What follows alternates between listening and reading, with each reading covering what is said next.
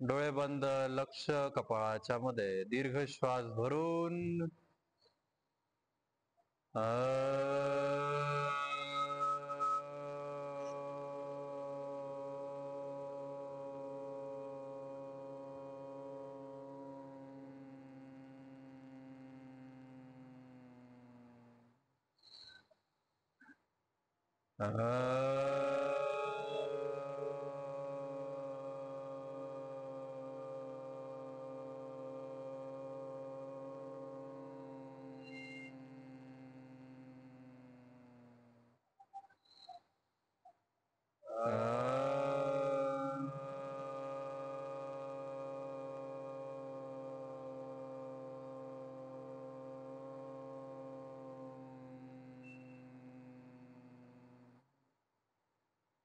ओम कृष्णाय वासुदेवाय हरये परमात्मने प्रणतः क्लेशनाशाय गोविंदाय नमो नमः।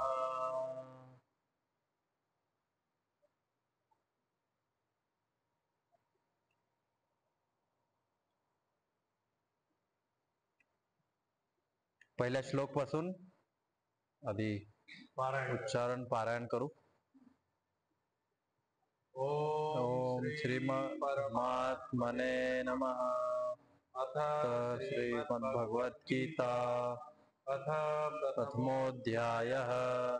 धृतराष्ट्र उवाच धर्मक्षेत्रे कुरुक्षेत्रे समवेतायुयुत्सवः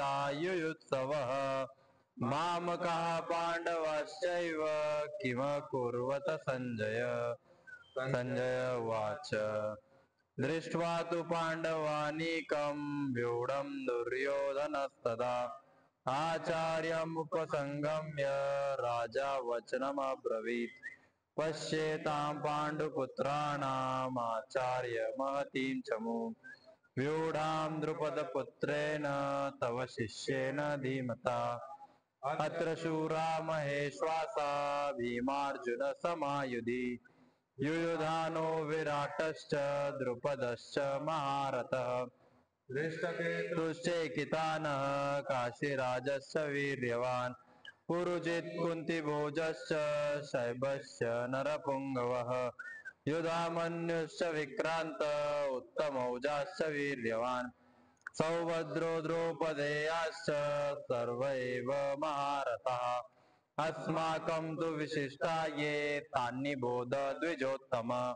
नायका मम सैन्यस्य सञ्जातं तान् ब्रवीमि ते भवान् भीष्मश्च कर्णश्च कृपश्च समितिञ्जयः अश्वत्थामा विकर्णश्च सौमदत्तिस्तथैव च अन्ये च बहवः शूरा मदर्थे त्यक्तजीविताः नानाशस्त्रप्रहरणाः सर्वे दविशारदाः अपर्याप्तं तदस्माकं बलं भीष्माभिरक्षितम् पर्याप्तं त्विदमेतेषां बलं भीमाभिरक्षितम् अनयेषु च सर्वेषु यथाभागम् अवस्थिताः भीष्ममेवाभिरक्षन्तु भवन्तः सर्व एव हि तस्य सञ्जनयन् हर्षं कुरु वृद्धः पितामहः सिंहनादं विनद्यौच्चैः शङ्खं दद्मो प्रतापान् ततः शङ्खाश्च भैर्यश्च प्रणवाणकगोमुखाः सहसैवाभ्यन्यन्त स शब्दस्तु मूलोऽभवत् युक्ते महति स्यन्दने स्थितौ माधवः पाण्डवश्चैव दिव्यौ शङ्खौ प्रदद्मतु पाञ्चजन्य ऋषिकेशो देवदत्तं धनञ्जयः पौण्ड्रं दद्मौ महाशङ्खं भीमकर्मावृकोदरः अनन्तविजयं राजा कुन्तीपुत्रो युधिष्ठिरः नकुलः सहदेवश्च सुघोषमणिपुष्पकौ काश्यश्च परमेश्वासः शिखण्डी च महारथः धृष्टद्युम्नो विराटश्च सात्यकिश्चापराजितः द्रौपदेयाश्च सर्वशः पृथ्वीपते सौभद्रश्च महाबाहु शङ्खान् दद्मु पृथक् पृथक् सघोषो दशराष्ट्राणां हृदयानि व्यधारयत् नभश्च पृथिवीं चैव तुमुलो व्यनुनादयन् अथ व्यवस्थितान् दृष्ट्वा धातराष्ट्रान् कपिध्वजः प्रवृत्ते शर्तसम्पाते धनुरुद्यम्य पाण्डवः ऋषिकेशं तदा वाक्यम् इदं महीपते अर्जुन उवाच सेनयोरुभयोर्मध्ये रथं स्थापयम्यच्युत यावदेतान्निरीक्षेऽहं योधमानवस्थितान् मया सह योद्धाव्यम् अस्मिन् रथमुद्यमे योत्स्यमानान् वीक्षेऽहं ययेत्र्यत्र समागता धार्तराष्ट्रस्य दुर्बुद्धे युद्धे प्रियचिकर्षवः। अतः संजय उवाच एवमुक्तो हृषीकेशो गुडाकेशेन भारत सेनयोरुभयोर्मध्ये स्थापयित्वा रथोत्तमम् 24वा श्लोक. तर आता हे अर्जुन बोलले ना आतापर्यंत. अर्जुन बोलले, आता संजय परत बोलतोय. म्हणजे अर्जुनचं वाक्य काय काय होतं अर्जुनांनी म्हणलं. आता संजय परत ती त्यांची भूमिका आहे धृतराष्ट्राच्या समोर, ते परत त्यांची भूमिका निभावतो. तर एवमुक्तो असं म्हणून, एवम अशा प्रकारे, उक्तो म्हणून, म्हणून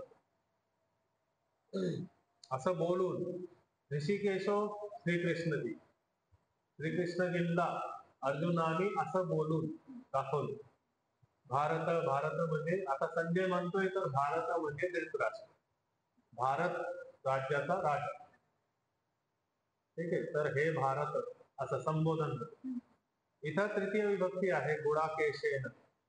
ऋषिकेश मध्ये प्रथम विभक्ती आहे. म्हणजे ऋषिकेश करता पाहिजे, गुडाकेश कर्म पाहिजे. आता एक सिस्टम असतं, 3 वाक्य असतात.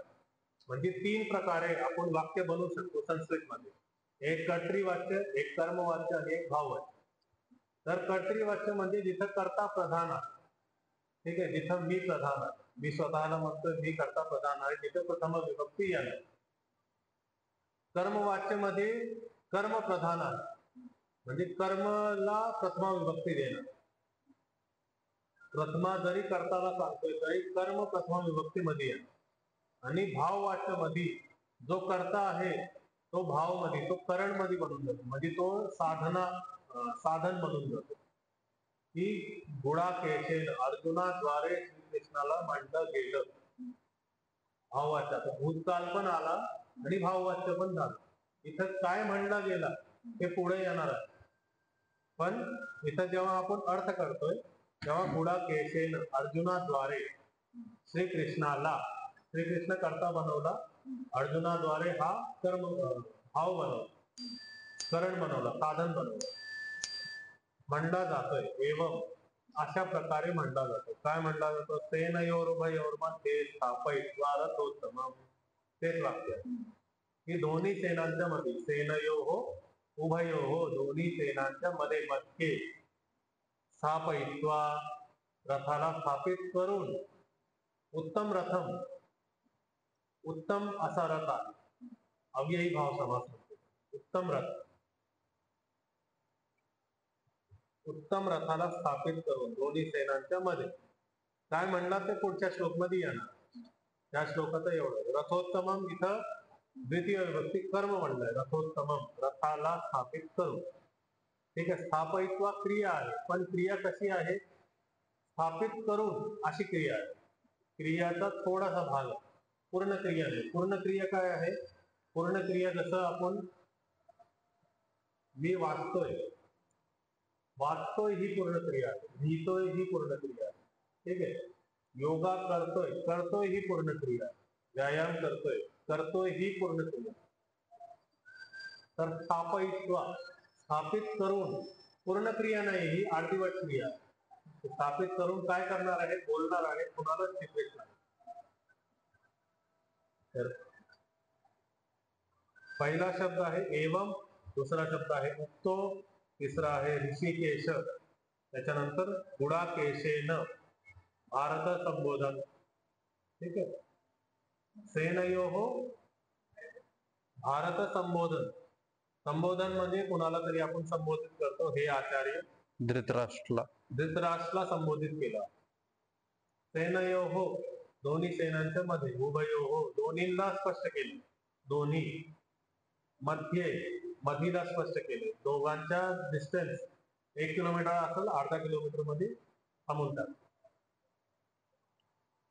स्थापयित्वा स्थापित करून, रथोत्तमम उत्तम रथाला स्थापित करून. ठीक आहे, उच्चारण घेऊयात. संजय उवाच. संजय उवाच. एवमुक्तो ऋषिकेशो एवमुक्तो ऋषिकेशो गुडाकेशेन भारत गुडाकेशेन भारत सेनयोरुभयोर्मध्ये सेनयोरुभयोर्मध्ये स्थापयित्वा रथोत्तमम् स्थापयित्वा रथोत्तमम्. एवमुक्तो ऋषिकेशो गुडाकेशेन भारत सेनयोरुभयोर्मध्ये स्थापयित्वा स्थापयित्वा रथोत्तमम्. एवमुक्तो ऋषिकेशो गुडाकेशेन भारत सेनयोरुभयोर्मध्ये स्थापयित्वा रथोत्तमम्. इथं शब्द एक आलाय गुडाकेशेन. तर गुडा म्हणजे काही भरपूर अर्थ असतात. गुडा म्हणजे कॉटन पण असतं, गुडा म्हणजे घुंगरालू बाल, केश म्हणजे केश. पण जसं ऋषिकेश मध्ये केशचा अर्थ आपण नाही घेतला, केशच्या जागेवरती ऋषिक आणि ईश हा शब्द आला. इथं गुडा आणि केश हा शब्द आला. तर हे केसांसाठी पण आहे, प्लस निद्रासाठी पण आहे. गुडा म्हणजे निद्रा.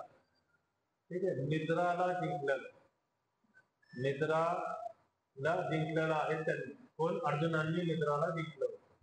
एक असंच लक्ष्मणांनी निद्राला जिंकलं होतं. 14 वर्षाचं रामाच्या वनवासामध्ये लक्ष्मण 14 वर्षही झोपले नव्हते. हे आपण प्रसंग ऐकले.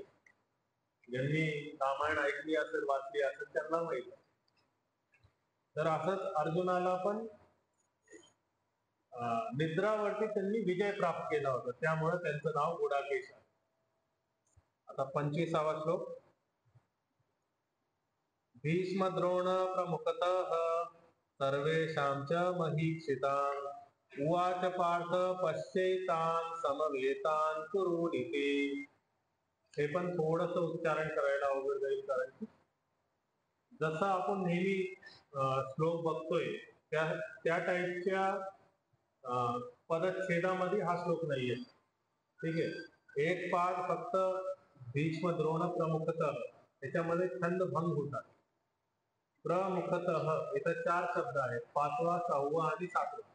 तर 5वा आपल्याला लघु पाहिजे, तो लघु आहे म्हणजे छोटा अक्षर पाहिजे.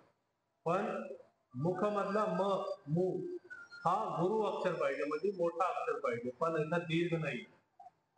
ठीक आहे, दीर्घ उकार किंवा ओकार किंवा एकार असं नाही. त्याच्यामुळं श्लोक तर भंग झाला, पण तरी आपण त्याला मॅनेज करूया. जसं आपण नाना शस्त्र प्रहरणा असं मॅनेज केलं होतं, तसं इथं पण मॅनेज करायचं. तर ह्याचा अर्थ बनतो भीष्म आणि द्रोण ज्यांचे प्रमुख सेनापती आहेत, अशी कौरवांची सेना. भीष्म द्रोण प्रमुखतः सर्वेषां हा पंचमीचा अर्थ. जिथं तह शब्द येतोय, ततः माग पण 2दा ततः आला होता शब्द. तर ततः त्यानंतर किंवा त्यापासून असा अर्थ निघतो. भीष्म द्रोण प्रमुख आहेत, त्यांच्यापासून ही सेना सुरू होती, कौरवांची सेना सुरू होती. सर्वेषां आणि सगळे सैनिक, सर्वेषां सगळ्या सैनिकांना बघा. ठीक आहे, बघा ही जो क्रिया आहे ही पुढच्या पंक्तीमध्ये येणार. सर्वेषां सगळ्या सैनिकांना च आणि च आपण संस्कृत मध्ये शब्दाच्या नंतर लावतो. राहुल आणि विशाल, आपण राहुल आणि विशाल आणि शब्द मध्ये लावतोय, राहुल आणि विशालच्या मध्ये आणि शब्द लावतो. तसं संस्कृत मध्ये आपण च शब्द नंतर लावतो. हे पुन्हा पुन्हा रिपीट का करून देतो, तुम्हाला पण डोक्यात ते बसावा सिस्टम, संस्कृत सिस्टम कसा. महीक्षितां, परत अजून एक शब्द जोडला, राजा. आता ह्याच्यासाठी च शब्द नाही जोडला, एका च ने दोन्ही सर्वेषां सगळे सैनिकांचा आणि राजावांचा काम झाला. सर्वेषां हा जो सर्वनाम आहे हा राजांसाठी आहे. त्याच्यामुळं सगळ्या राजांना बघा. भीष्म द्रोण ज्यांचे सेनापती आहेत असे त्यांच्यापासून सगळ्या राजांना बघा. म्हणजे यहाँ से यहाँ तक देखो. इथून तपोवन रोड पासून पाईपलाईन रोड पर्यंत बघा. तर भीष्म द्रोण सेनापती पासून बाकी सगळे राजा जे मागे पण थांबलेले असतील त्यांना बघा, असा अर्थ निघतो. उवाच, उवाच ही भूतकाळची क्रिया आहे. उवाच म्हणले. पार्थ, पृथाचा पुत्र. पृथा म्हणजे कुंती. कुंतीचा दुसरा नाव आहे पृथा. पश्य, उवाच, उवाच बोलले. काय बोलले? पार्थला. हे पार्थ. पार्थ संबोधन मध्ये आहे त्याच्यामुळे इथं विसर्ग नाही. जिथं प्रथम विभक्ती करता येते तिथंच विसर्ग येतो. ते पण काही काही शब्दांमध्ये येतो. स्त्रीलिंग शब्दांमध्ये बरेच वेळा विसर्ग येतो प्रथम विभक्ती जरी असली तरी. तर हा पुल्लिंग शब्द आहे पार्थ. त्याच्यामुळे संबोधन मध्ये आलाय त्याच्यामुळे विसर्ग नाही. ठीक आहे. पश्य, देखो. आता श्रीकृष्णजी म्हणते की तू बघ. काय बघायचं? एतान. एतान सर्वनाम, सगळ्यांना संबोधित सगळ्यांना सांगण्यासाठी. एतान ह्या सगळ्यांना. समवेतान जे इथं समाहित झाले आहे, जे इथं उपस्थित झाले आहे, जे इथं समग्र झाले आहे, हे समवेतान कुरून कौरव वंशचे सगळे सैनिक. ठीक आहे. इति अशा प्रकारे जे इथं समाहित झाले. इति म्हणजे अशा प्रकारे. इति दोन अर्थांना देतात. एक अशा प्रकारे जो इथं आलाय आणि एक इति पूर्णता करण्यासाठी. जे आपण अध्याय झाल्यानंतर इति शब्द पूर्णता करण्यासाठी वाचतो ते शेवटी आहे. इथं ह्या पादला, पहिल्या पादला थोडस जपून म्हणायचं. जपून म्हणजे एकदम तोडून प्रत्येक शब्द स्पष्टपणे ऐकला गेला पाहिजे आणि उच्चारण पण थोडस हळू झालं पाहिजे. भीष्म द्रोण प्रमुखतः. प्रमुखतः. ठीक आहे. प्रत्येक शब्दाचा उच्चारण, प्रत्येक अक्षरचा उच्चारण प्रमुखतः. सर्वेषां च महीक्षिताम्. महीक्षिताम्. इकार मोठा आहे, शी मध्ये छोटा आहे, ह मध्ये मोठा. उवाच पार्थ पश्यैतान. इथं एतान पर्यंत आहे. उवाच पार्थ पश्यैतान. पश्य एतान. ठीक आहे. त्याच्यानंतर चौथा पाद आहे समवेतान कुरून इति. दोनच शब्द आहेत. समवेतान कुरून इति. ठीक.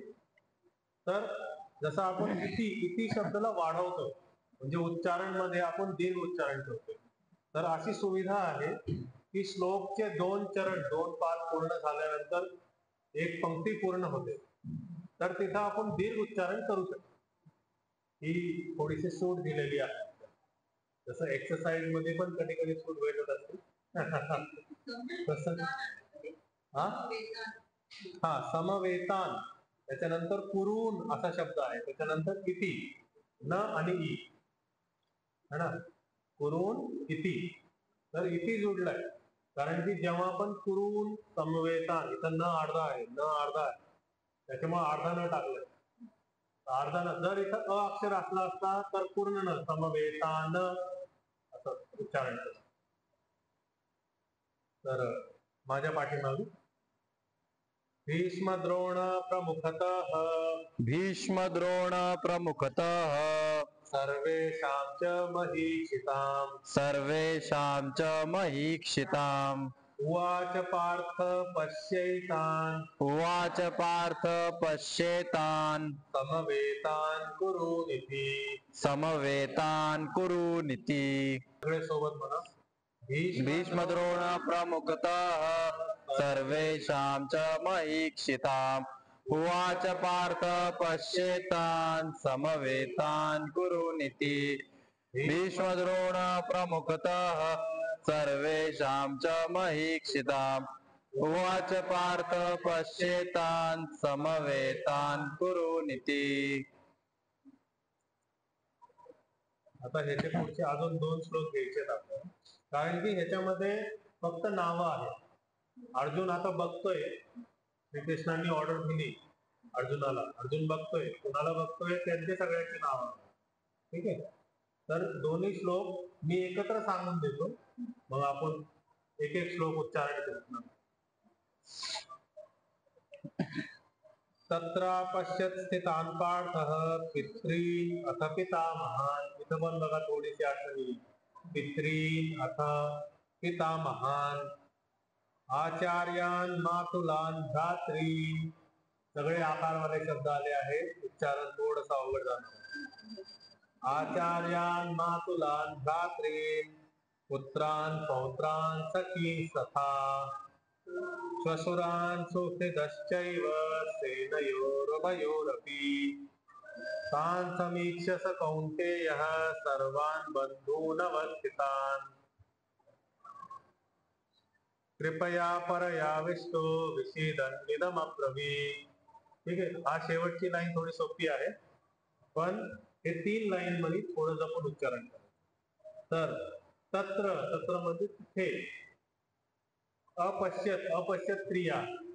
अपश्यत भूतकालची क्रिया आहे. भूतकालमध्ये सगळं झालंय त्यामुळे भूतकालची क्रिया.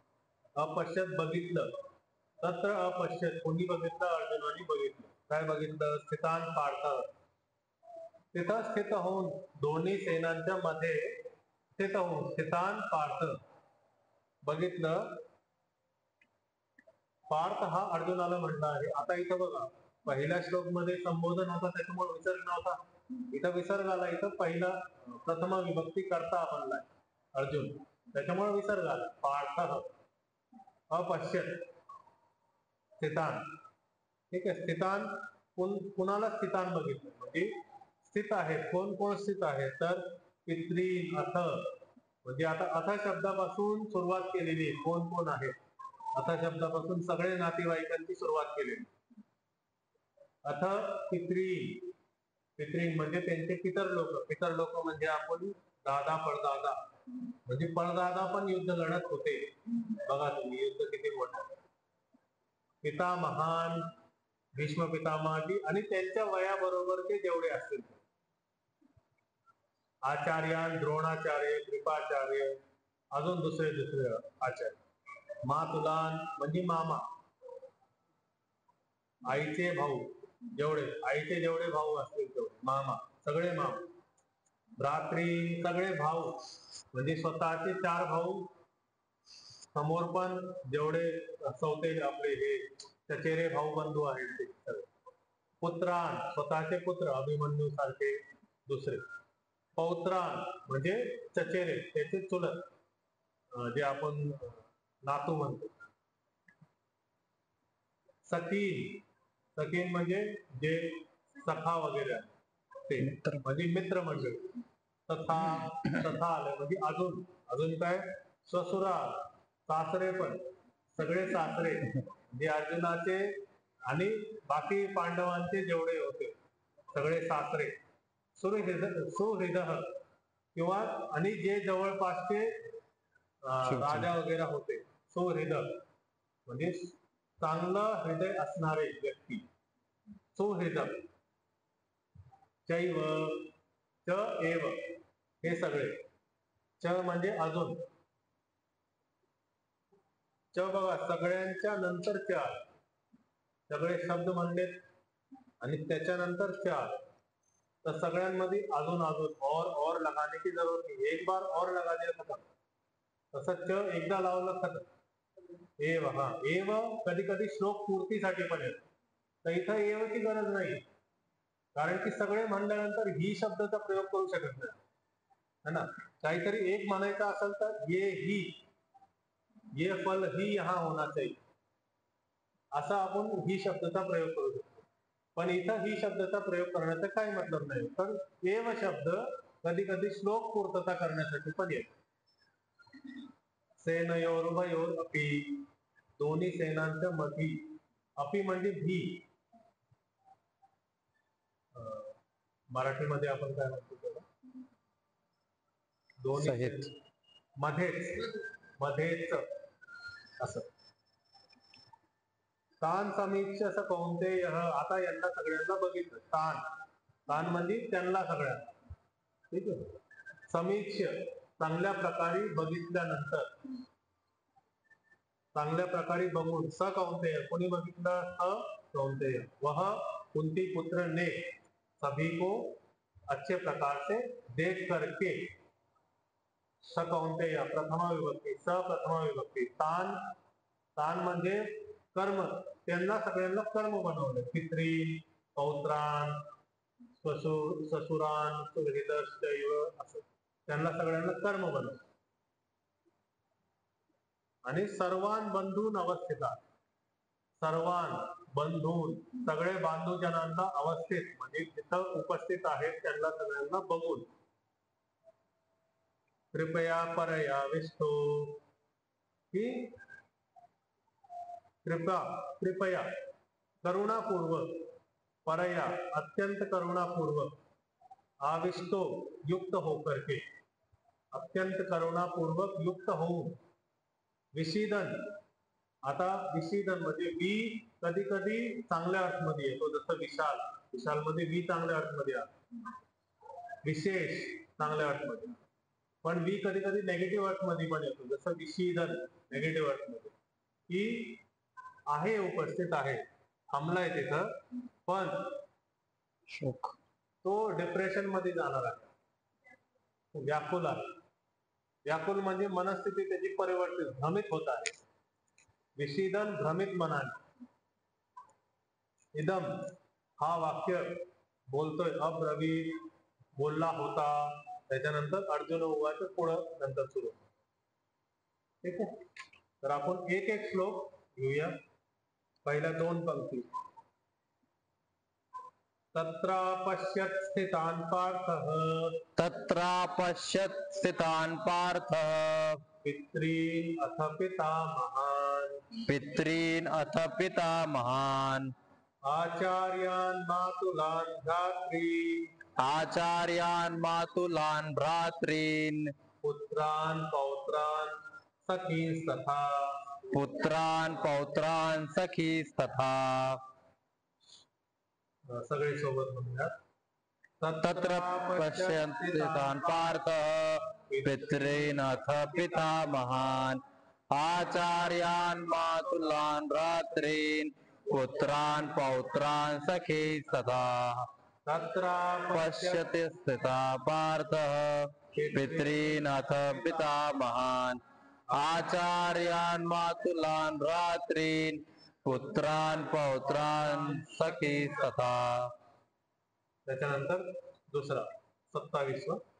स्वसुरान् सुहृदश्चैव, श्वशुरान् सुहृदश्चैव, सेनयोरुभयोरपि, सेनयोरुभयोरपि, तान् समीक्ष्य स कौन्तेयः, तान् समीक्ष्य स कौन्तेयः, तान् समीक्ष्य स कौन्तेय. ठीक आहे, समीक्ष म्हटल्यानंतर लगेच स म्हणा. तान् समीक्ष्य स कौन्तेयः, तान् समीक्ष्य स कौन्तेयः, सर्वान् बंधूनवस्थितान्, सर्वान् बंधूनवस्थितान्. न सोबत अ लपलेला आहे, सर्वान बंधून, बंधून मध्ये न सोबत अ लपलेला आहे, तर अ पण उच्चारण करा स्पष्ट. सर्वान बंधूनवस्थितान्, सर्वान् बंधूनवस्थितान्. विषेदन इदम अब्रवीत. ठीक आहे, थोडासा कठीण जातोय. विषेदन हा शब्द आहे, दोन न आहेत बघा.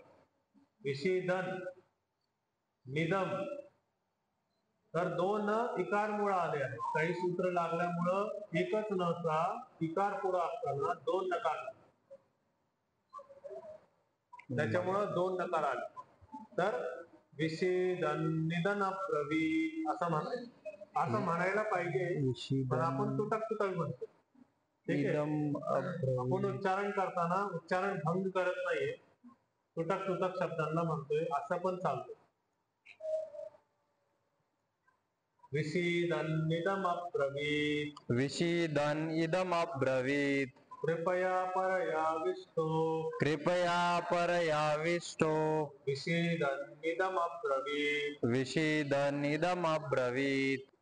तत्र पश्यत् स्थितान् पार्थः, तत्रापश्य स्थितान् पार्थः पितॄनथ पितामहान् पितॄनथ पितामहान् आचार्यान् मातुलान् भ्रातॄन् आचार्यान् मातुलान् भ्रातॄन् पुत्रान् पौत्रान् सखींस्तथा पुत्रान् पौत्रान् सखींस्तथा श्वशुरान् सुहृदश्चैव स्वशुरान् सुहृदश्चैव सेनयोरुभयोरपि सेनयोरुभयोरपि तान् समीक्ष्य स कौन्तेयः तान् समीक्ष्य स कौन्तेयः सर्वान् बन्धून् अवस्थितान् सर्वान् बन्धून् अवस्थितान् कृपया परयाविष्टो कृपया परयाविष्टो विषीदन्निदमब्रवीत् विषीदन्निदमब्रवीत् सोबत श्वशुरान् हृदश्चैव सेनयोरुभयोरपि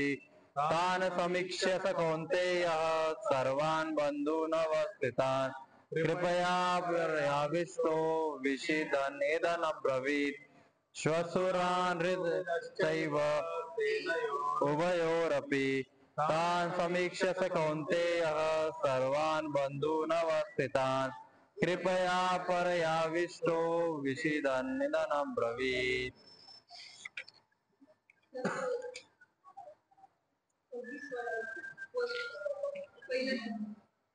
तत्र तत्र अपश्यत श्वशुरान् श्वशुरान म्हणजे ससुर ससुरजी श्वशु श्वशुरान् सुहृदः सुहृदः म्हणजे चांगला असणारा हृदयाच्या समीप असणारा व्यक्ती सुहृद आपला एकदम जवळचा मित्र म्हणू शकता तुम्ही संबंधी म्हणू शकता नातेवाईक उच्चार सुहृद श्वशुरान सुहृदश्चैव श्वशुरान सुहृदश्चैव तर आपण आता याचे संजय उवाच जो 24वा श्लोक आहे याच्यामध्ये एक शब्द आहे गुडाकेशेन. तर इथं निद्राला जिंकणारा असं सांगितलंय. अर्जुनाला सांगितलंय की तो दोनों दलों के बीच में रथ को लेकर तिथं उभा राहून त्याला सांगितलंय की तो निद्राला जिंकणारा आहे. तर निद्रा अर्थात निद्रा म्हणजे जिथं तुमची विचारांची जी फ्रिक्वेन्सी आहे ती एकदम कमी होऊन जाते. निद्राच्या नंतर डायरेक्ट तुम्ही बेशुद्ध पडता किंवा अनकॉन्शियस होता. तर असे लेवल्स आहेत. आता तुम्ही ज्या अवस्थेत आहेत त्याच्यामध्ये तुम्ही कॉन्शियस आहात. मग निद्रा आणि आत्ताच्या अवस्थेच्या मध्ये ज्यावेळेस थोडे थोडे डोळे झपकायला लागतात, झोप यायला लागते, त्यावेळेस आपण सबकॉन्शियस असतो. आणि याच्या नंतर मग निद्रामध्ये तुमच्या विचारांची एकदम गती जी आहे, जी फ्रिक्वेन्सी जी आहे एकदम कमी होऊन जाते. त्यामुळं काय होतं, जसं मी काळाचा टाइमचा विषय सांगितला, तर काळामध्ये स्वप्न जे आपण पाहतो, जे पण आपण स्वप्न पाहतोय, हे स्वप्न किती मोठे असतात? खूप मोठे स्वप्न असतात, पण हे 5 ते 10 मिनिटांमध्ये संपून जातात. बाकी सगळा जो टाइम असतो त्यामध्ये आपण गाढ निद्रामध्ये असतो. फिलिंग्स येत असतात, इमोशन्स येत असतात, पण जो स्वप्न आहे, जो स्टोरी आहे, जे स्वप्नामध्ये जी स्टोरी येते, ती जी स्टोरी आहे ही स्टोरी फक्त 5 ते 10 मिनिटाची असते. आपल्याला असं वाटतं की आपण खूप मोठी पिक्चर पाहिलेली आहे. कधी आपण त्याच्यामध्ये स्वतःला अवस्थित मानतो की निद्रा जी आहे ती निद्रामध्ये जे स्वप्न आहे ती मीच पाहतोय. अशा गोष्टीवर जिंकणं, अशा गोष्टीवर प्राप्त एक त्याला जिंकणं, त्याला प्राप्त करणं हे खूप मोठी गोष्ट आहे.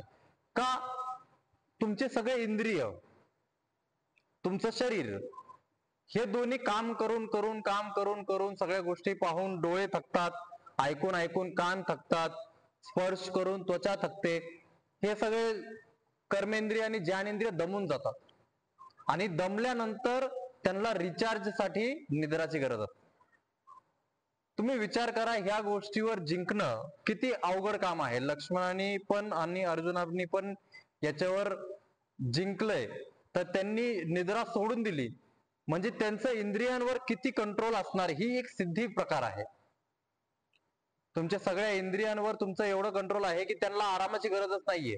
म्हणजे तुम्ही अशी मशीन बनवलीये, ज्या मशीनला तुम्ही कंटिन्यू कामाला लावताय, त्या मशीनला गंज नाही लागत आहे, त्या मशीनला चार्जिंगची गरज नाहीये. सगळ्यात मेन म्हणजे ती बॅटरीवर चालू आहे, त्याची बॅटरी संपत नाहीये, 14 वर्ष बॅटरी संपत नाहीये.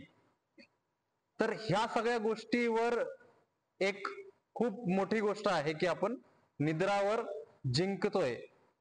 ठीक आहे. तर इथे याचा उल्लेख आहे 25व्या श्लोक मध्ये. पार्थ म्हणजे पृथाचा पुत्र. आता मी याच्यामध्ये तुम्हाला माझी जो आपलं Vasudev Kutumbakam yoga fitness centre Vasudev Kutumbakam trust आहे, हे जे आपण करतोय भगवद्गीता, हे ट्रस्टच्या अंडर करतोय, त्याच्यामुळे मी हे निशुल्क ठेवलंय. ठीक आहे. आणि हा जो ट्रस्टच्या अंडर आहे, तर हा जो नाव आहे वासुदेव कुटुंबकम, ज्यावेळेस मी नाव ठेवला तर मला भरपूर लोक म्हणले की हा वासुदेव कुटुंबकम नाही, हे वसुधैव कुटुंबकम आहे. मी म्हणलं वसुधैव कुटुंबकम हे ऑलरेडी एक ब्रँड आहे, रजिस्टर्ड ब्रँड आहे. भरपूर लोकांनी ह्या नावाने ब्रँड रजिस्टर केलेलं आहे, त्याच्यामुळे मी हा नाव रजिस्टर नाही करू शकत, पहिली गोष्ट. दुसरी गोष्ट, माझ्या डोक्यात वसुधैव कुटुंबकम हा विषय नव्हताच. माझ्या डोक्यामध्ये आम्हाला स्वामी मित्रदेवजी येतं हरिद्वारमध्ये, त्यांनी संस्कृत मध्ये पुस्तक होतं वसुदेव, त्याच्यामध्ये कृष्णाचे जे पिता होते वसुदेव, त्यांची स्टोरी होती. तर त्यांच्या स्टोरीमध्ये हे सांगितलं होतं की कृष्णचं नाव आहे वासुदेव, मग मी कृष्णचा परिवार आहे असं हा वासुदेव कुटुंबकम नाव ठेवलं. आणि पृथा हा कुंतीचा पण एक नाव आहे. तर इथं जे अर्जुन आणि कृष्णाचा जो रिलेशन आहे, तो रिलेशन असा आहे की वसुदेवची बहीण कुंती आणि कुंतीचे हे पुत्र म्हणजे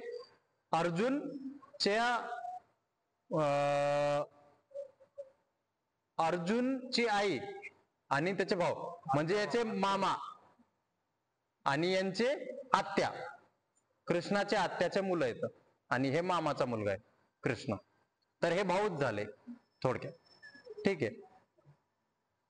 त्यानंतर यांच्यामध्ये ज्यावेळेस दोघांना समोर आणतात आणि कृष्ण कसं सांगतायत की कुरुवंशला पहा, सगळ्यांना पहा. आता इथं पाहिल्यानंतर काय होतंय, दोघं ज्यावेळेस समोर येतात, दोन पार्टी ज्यावेळेस समोर समोर येते, तर याच्या मनामध्ये आतापर्यंत काय म्हणत होता तो, दुर्बुद्धे. त्यांना काय म्हणला, हे दुर्बुद्धी कोण येतं जे माझ्या समोर येऊन लढतायत, यांना मी पाहतो. आता ज्यावेळेस यांनी पाहिलं तर याच्यामध्ये चित्त परिवर्तन झालं, याच्या चित्तामध्ये परिवर्तन झालं. आपल्यासोबत पण होतं असं, आपण कोणाच्या समोर गेलो आणि तिथं समोर गेल्याबरोबर आपलं चित्त परिवर्तन झालं. परिवर्तन झालं म्हणजे जो विचार आपण घेऊन गेलो होतो, समोर एक वेगळा ऑरा असल्यामुळं, समोर एक वेगळी व्हायब्रेशन असल्यामुळं आणि ती स्ट्रॉंग व्हायब्रेशन असल्यामुळं, समोर कोण आहेत, आचार्य आहेत, समोर कोण आहेत, भीष्म पितामह आहेत, समोर कोण आहेत, श्वशुर आहेत, सगळे जुने मित्र आहेत, सगळे राजा आहेत. तर ह्या सगळ्यांचा जो ऑरा होता, जी एनर्जी होती, जी ऑरा होता, तो याच्यावर हावी पडला. आणि याच्यावर हावी पडल्यामुळं याच्या चित्तमध्ये परिवर्तन झालं. चित्तमध्ये असं परिवर्तन झाला की शेवटी यांनी सांगितलं की मला आता हळूहळू माझे गळा, माझा तोंड कोरडा पडतोय. आणि पुढं सांगतोय आता हळूहळू त्याचं डिप्रेशन कसं चालू होतंय. तर हा डिप्रेशनचा जो फेज आहे किंवा जो स्ट्रेसचा फेज आहे, एन्झायटीचा फेज आहे, हा कधी होतो, ज्यावेळेस आपण आपल्या स्थितीमध्ये म्हणजे आपण जे डिसाईड करून आलोय त्या डिसिजनला समोरच्या ऑरानी किंवा समोरच्या व्हायब्रेशननी डिस्टर्ब केलं. आधी तर डिस्टर्ब केलं, इथं आता फक्त डिस्टर्ब केलंय, चित्त परिवर्तन झाले, डिस्टर्ब केलंय. डिस्टर्ब केल्यानंतर तो दाबतो आणि दाबल्यानंतर तो मारतो. असं डायरेक्ट तुम्ही पाण्यामध्ये उडी मारता, तर उडी पाण्यामध्ये मारल्यानंतर आधी त्याची जी अवस्था आहे पाण्याची, समजा ही पाणी जे आहे ते चित्त आहे, त्याची अवस्था काय होणार, आधी डिस्टर्ब होणार. आणि त्याच्यानंतर आतमध्ये गेल्यावर ज्यावेळेस तुम्ही हात फिरवता किंवा पाय फिरवता, त्यावेळेस ते सगळं पाणी इकडं तिकडं भंग होणार. आणि मग तुम्ही त्या पाण्याला हळूहळू पूर्ण बाहेर पण काढू शकता. तर हे चित्त मधले गोष्ट सगळे बाहेर कसे निघतात आणि दबले कसे जातात, ज्यावेळेस एखाद्या बाहेरची एनर्जी, एखाद्या बाहेरचा दुसरा मनुष्य, एखादी दुसरा ऑरा, एनर्जी, हे सगळ्या गोष्टी ज्यावेळेस तुमच्यावर हावी पडतात, तुमच्यावर हावी पडल्यानंतर आधी तुम्हाला ते काय करतात, तुमच्या चित्तामध्ये परिवर्तन करतात, तुमच्या वृत्तींना बदलतात.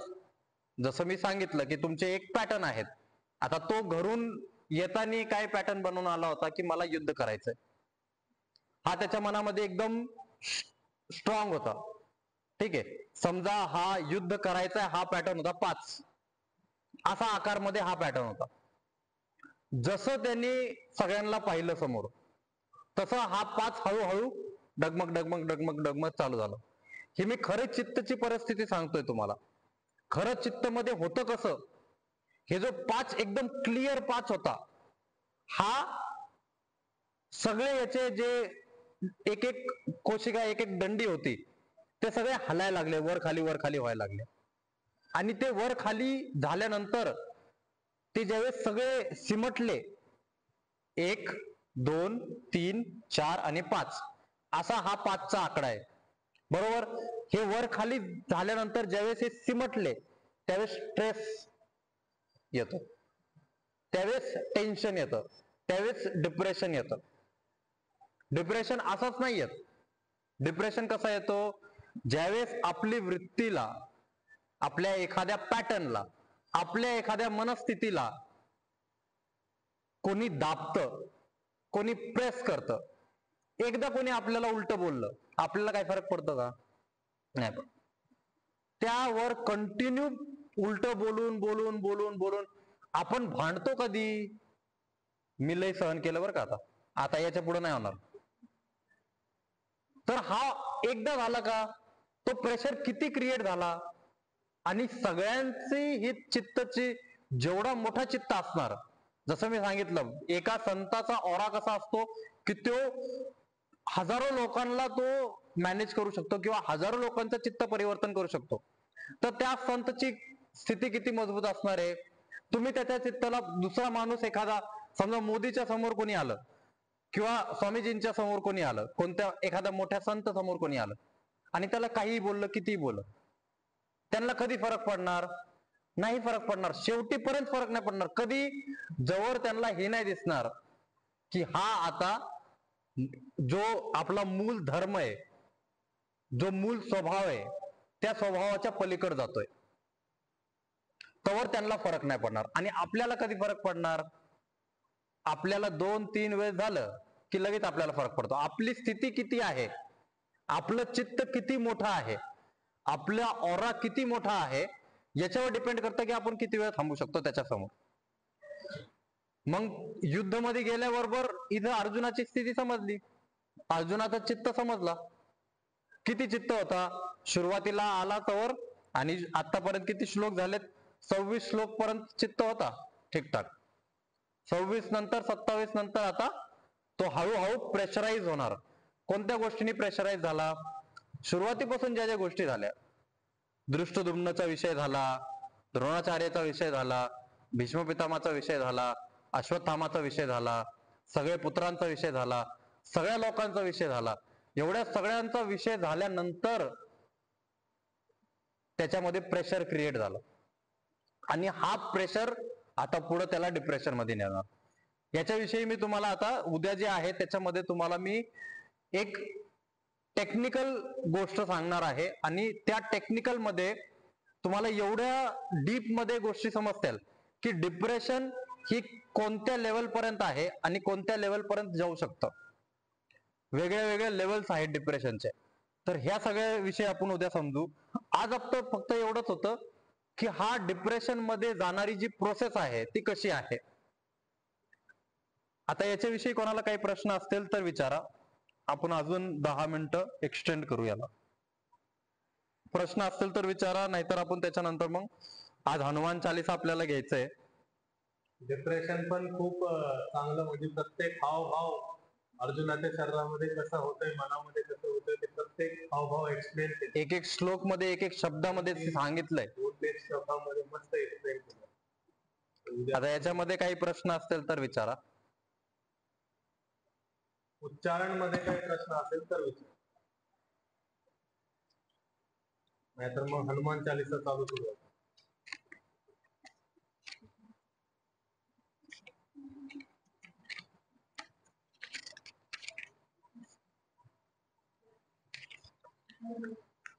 चालू करायचं. आता जसं जसं पारायण हा वाढत जाणार आहे, तसं जसं आपल्याला सुरुवातीचे श्लोक थोडे फास्ट करावे लागतील. सुरुवातीची थोडी स्पीड घ्यायची. आपण आज आपल्याला श्लोक मध्ये, उच्चारण मध्येच आपल्याला 15-20 मिनिटं, 15 मिनिटं. त्याच्यामुळे ह्या सगळ्या गोष्टी श्लोक पर्यंत असं ठेवायचं. तर त्याच्यानंतर दुसऱ्या अध्यायामध्ये नवीन पासून सुरू करणार परत काय तसं. एक एक अध्याय जर पारायण करायला गेलो तर ते गीता आपली मग गेली 4-5 तासापर्यंत. पारायण तेवढंच आहे. मग एक अध्यायानंतर एक दिवस आपण पूर्ण ह्याचं पारायण करू. मग नंतर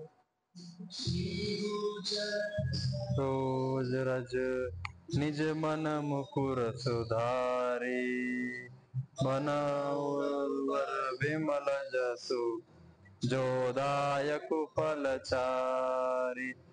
बुद्धिहीन तनु जानिके सुमिरो पवन कुमार, बल बुद्धि विद्या देहु मोहि हरहु कलेश विकार. जय जय हनुमान ज्ञान गुण सागर, जय कपीस तिहु लोक उजागर, राम दूत अतुलित बल धामा, अंजनी पुत्र पवन सुत विक्रम बजरंगी, कुमति निवार सुमति के संगी, कंचन बरन विराज सुवेशा, कानन कुंडल कुंचित केशा. राजे कांधे मूंज जनेऊ साजे,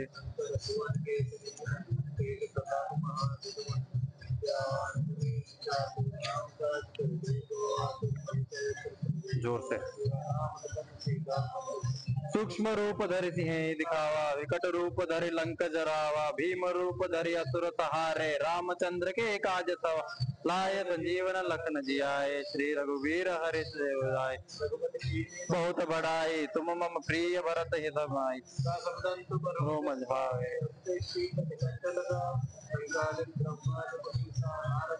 संहिता है साप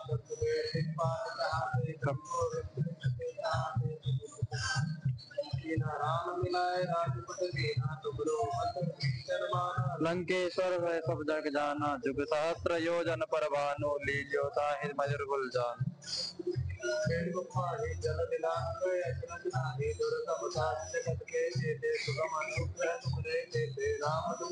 तुम रखवारे इन पैसारे, तुम रक्षक काहू को बरना.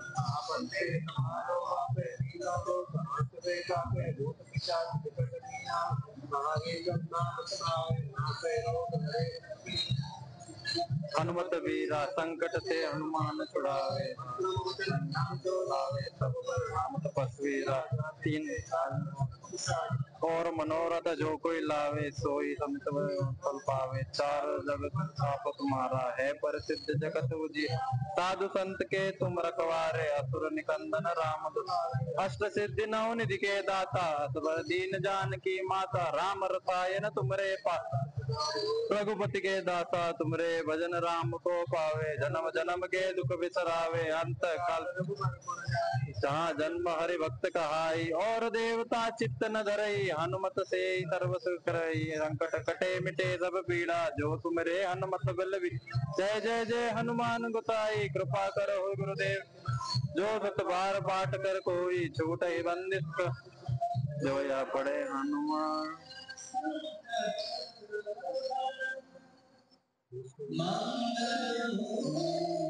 ये आगे चल गया क्या?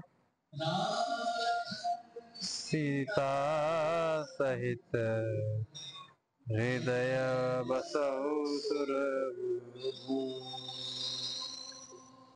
शांती पाठ घेऊ. कंबर पाठ मान सरळ. दीर्घ श्वास भरून.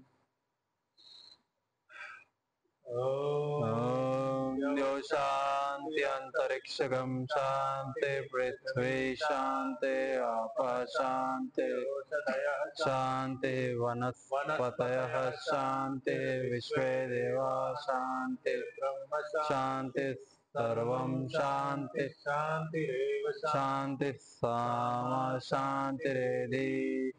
ओम शांति शांति शांति।